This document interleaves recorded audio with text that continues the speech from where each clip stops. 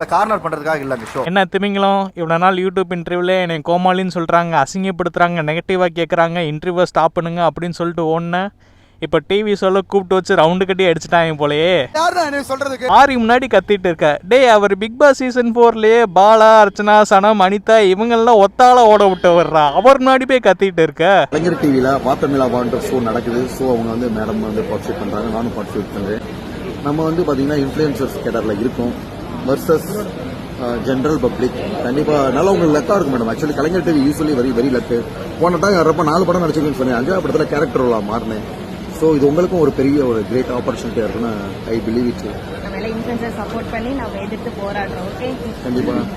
இது ஷோ ஆரம்பிக்கிறதுக்கு முன்னாடி எடுத்தது. ஆரம்பிக்கும் போது மனுஷன் சிரிச்ச முகமாக தான் இருந்திருக்காப்ல. பட் ஷோ முடிஞ்சதுக்கு அப்புறம் தான் கிழிச்சு தொங்க விட்டு வெளில அனுப்பிச்சிருக்காங்க. வழக்கமாக நான் சென்னை போகிறேன், இன்டர்வியூ அட்டன் பண்ணுறேன், பஸ்ஸில் போகிறேன், ட்ரெயினில் போகிறேன், பைக்கில் போகிறேன், இந்த மாதிரிலாம் நிறைய விளம்பரம் படுத்துவேன். பட் இந்த ஷோவை பற்றி நீ எதுவுமே சொல்லலை.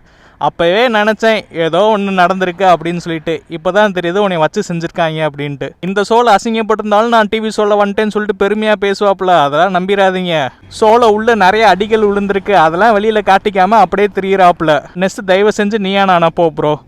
ஆரிக்கிட்ட அடி வாங்கிட்ட, அடுத்து கோபிநாத்தையும் அடி வாங்கினேன்னா கொஞ்சம் நல்லாயிருக்கும்.